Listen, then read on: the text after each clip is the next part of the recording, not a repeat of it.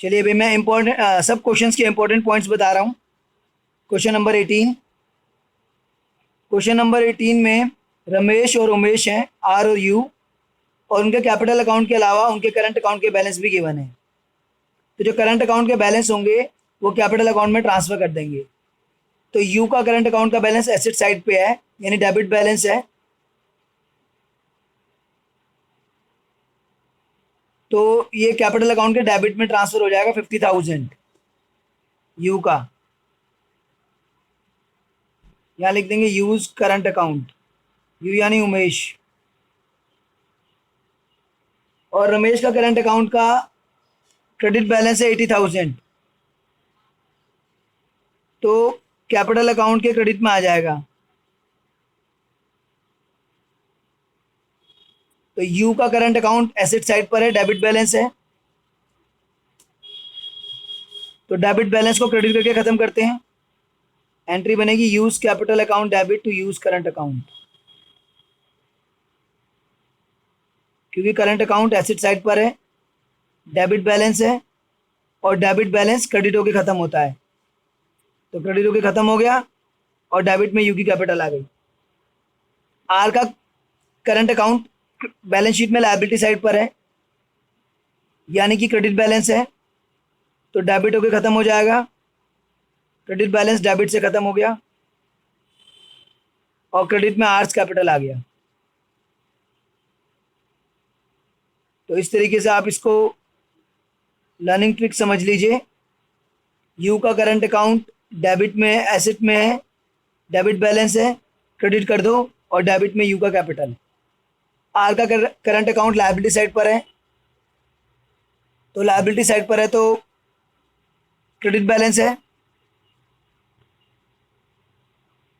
Debit कर दो, खत्म हो जाएगा आर करंट अकाउंट, और क्रेडिट में जो है आर्स कैपिटल आ जाएगा फिर।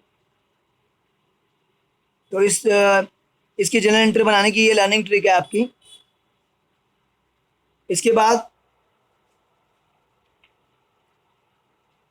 और कोई इंपॉर्टेंट पॉइंट है 18 में तो मैं देख लेता हूं।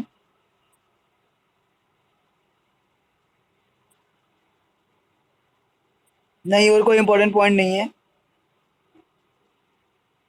एक है there was an unrecorded bill for repair 1,60,000 which was settled at 140। तो एक बिल है रिपेयर का 1,60,000 का, 140 में सेटल हुआ है वो। तो हम तो 140 दिखाएंगे रिलेशन के डेबिट में बैंक के अंडर, रिलेशन के डेबिट में बैंक के अंडर हम 140 दिखाएंगे जितने में हमने सेटल किया है। बाकी तो इसमें कोई पॉइंट है नहीं। चलिए 19 के रिजर्व तो बेटा ओल्ड पार्टनर्स ओल्ड पीएसआर में बांटते हैं ना, वो तो पता ही है आपको। Reserve to Ramesh to Umesh old PSR में बांट लेंगे। एंड वर्कमैन कंपनसेशन रिजर्व भी है, वो भी ओल्ड पार्टनर्स ओल्ड पीएसआर में बांट लेंगे।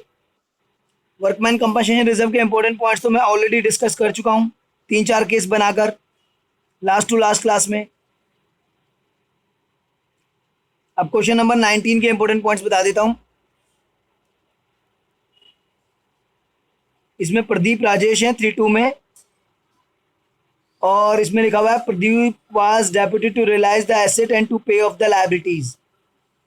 प्रदीप को हमने डेप्यूट किया है एसेट को बेचने के लिए, लायबिलिटी को पे करने के लिए। उसके लिए उसको 1,000 रुपीज कमीशन मिलेगा। He was paid 1,000 as commission for his services. और जी पॉइंट में लास्ट में लिखा हुआ है रिलेशन एक्सपेंसेस अमाउंटेड टू 2,500। तो दोनों ही फर्म के लिए खर्चे हैं।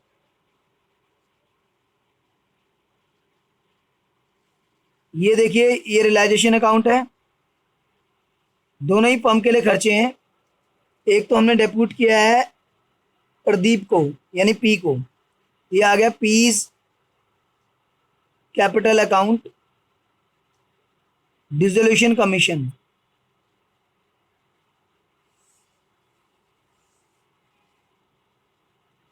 ₹1,000 उसको देने हैं। और बैंक के अंडर लिख दीजिए आप डिसोल्यूशन एक्सपेंसेस। दोनों ही फर्म के लिए एक्सपेंस है, क्योंकि ऐसा कहीं नहीं लिखा कि खुद बियर करेगा पर एक्सपेंसेस। ये कल हमने डिस्कस किया था। अभी नीचे इसकी जनरल एंट्री करूंगा। और कोई इंपॉर्टेंट पॉइंट देख लेते हैं। मिसिस प्रदीप का लोन है तो वो तो लायबिलिटी है, रिलेशन में ट्रांसफर होगी। और राजेश का लोन है तो पार्टनर का लोन अकाउंट अलग से बनता है, वो आपको पता ही है। हाँ, इसमें एसेट साइड में गुडविल दे रखी है। तो मैंने बताया था कि डिसोल्यूशन चैप्टर में गुडविल राइट ऑफ नहीं होती है। गुडविल बाकी एसेट्स के साथ रियलाइजेशन अकाउंट के डेबिट में ट्रांसफ़र हो जाएगी। जैसे बिल्डिंग, इन्वेस्टमेंट, डेटर ट्रांसफ़र होंगे, वैसे ही गुडविल भी ट्रांसफ़र हो जाएगी। और इस क्वेश्चन में कुछ लिखा नहीं है कि गुडविल से कुछ रियलाइज़ हुआ है, तो इसका मतलब कुछ भी रियलाइज़ नहीं हुआ, बस सिर्फ ट्रांसफ़र होगी। अच्छा, डेटर 34,000 के दे रखे हैं, 4,000 की प्रोविज़न, तो डेटर ग्रॉस वैल्यू पे ट्रांसफ़र हो जाएंगे, प्रोविज़न दूसरी साइड पे ट्रांसफ़र हो जाएगी। ये तो ऑलरेडी हम डिस्कस कर चुके हैं।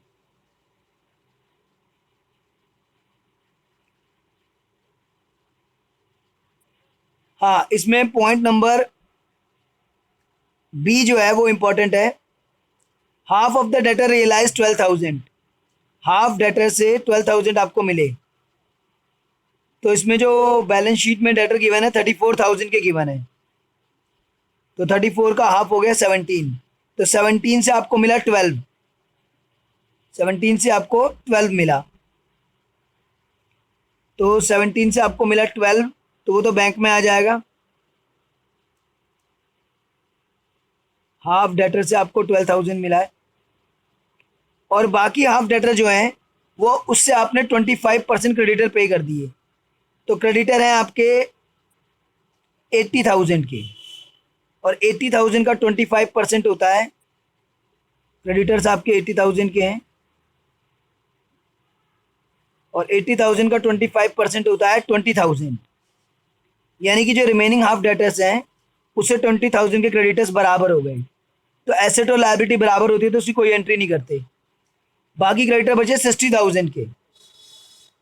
तो रिमेनिंग क्रेडिटर जो है वो इसमें पॉइंट नंबर ई में लिखा है, remaining creditor were to be paid after 2 months. तो बाकी क्रेडिटर 2 महीने बाद हमने देने थे, और हमने इमीडिएटली पे कर दिए क्योंकि हमारा बिजनेस बंद हो रहा है, डिसॉल्व हो रही है फर्म। तो उस पर 10% पर एनम का डिस्काउंट मिला है। तो 10% जो लगाएंगे हम 2 मंथ्स के लिए लगाएंगे। तो दो इंपॉर्टेंट पॉइंट हैं, एक तो 80,000 पे नहीं लगाएंगे क्योंकि इसमें से 25% हाफ डेटर से बराबर हो गए, तो वो हमने हटा दिए, 60 पे लगाएंगे। पहला पॉइंट तो ये है। और दूसरा पॉइंट ये है कि 10% जो डिस्काउंट है वो पर एनम है, और 2 महीने बाद पेबल थे, तो 2 महीने के हिसाब से 2/12 करना ज़रूरी है। तो ये आपका आ गया, कितना आ गया भाई, 1000 आ गया। तो डिस्काउंट क्रेडिटर पे 1000, तो क्रेडिटर की जो पेमेंट करेंगे 59,000 की पेमेंट करेंगे क्रेडिटर्स की।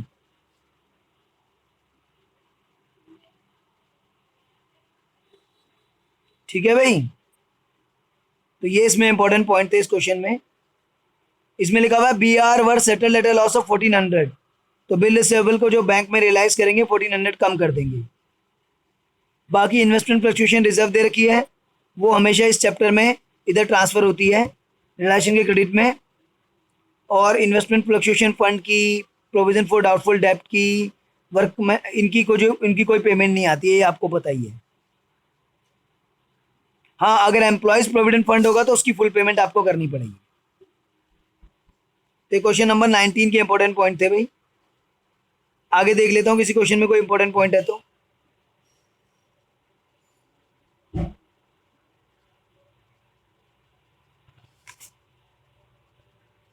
ये अच्छा, हाँ, इसकी वो एंट्रीज देख लीजिए डिसोल्यूशन की, जो मैंने बताई डिसोल्यूशन एक्सपेंस की।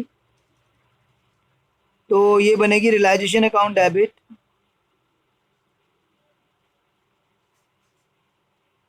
टू पीस कैपिटल अकाउंट जो उसको कमीशन देना है,